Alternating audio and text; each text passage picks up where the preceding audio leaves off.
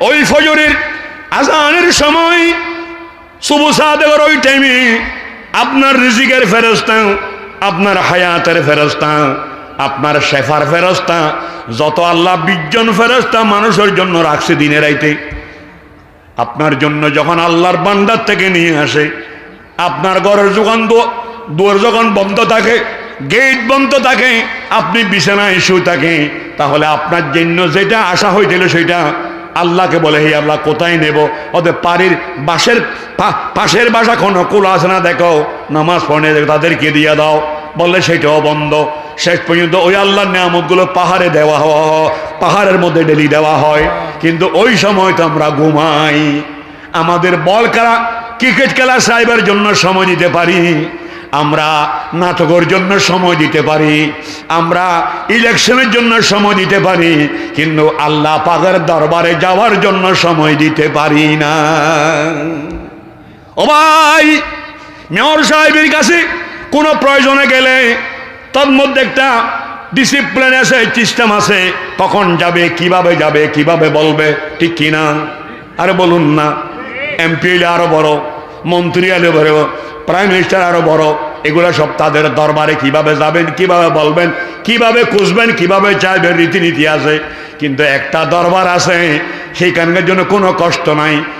অজু বানাইয়া যাই নামাজ বিছাইয়া নামাজের নিয়ত বাঁধো, সেটা আল্লাহর দরবার হয়ে যায়।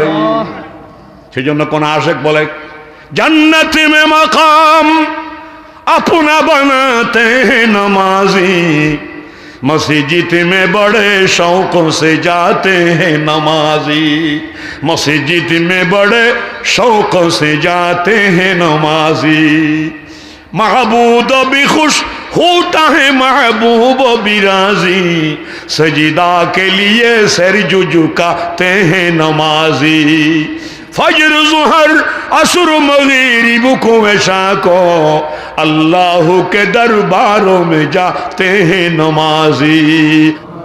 नमाज হচ্ছে আল্লাহর দরবার, মসজিদ হচ্ছে আল্লাহর দরবার। সেই দরবার চলে নবীর শরীয়তে। নবীর শরীর আপনি যখন নামাজ পড়বেন মসজিদে ঘরে, এটা আল্লাহর দরবার গঠন হয়ে যায়। আল্লাহর কাছে আপনি যা চাইবেন তা পাইবেন, যা চাইবেন তা পাইবেন। সেই জন্য ভাইয়েরা, একজন নামাজি মুসল্লি বান্দা জীবনের শেষ নামাজ পড়লেন বাবা গোলাপ শাহ রহমতুল্লাহ আলাইহির মসজিদে। যোহর নামাজের আগে দফন হয়ে গেছে। দায়িত্বশীল ফেরেশতারা যখন রিপোর্ট নেবে আল্লাহর কাছে, আল্লাহ বলবেন আমার এই বান্দার আমলনামা কোথায়? যোহর নামাজের কিছু আমলনামা নাই। বলে আল্লাহ সেই তো মারা গেছে, যোহর নামাজ আসতে পারে নাই।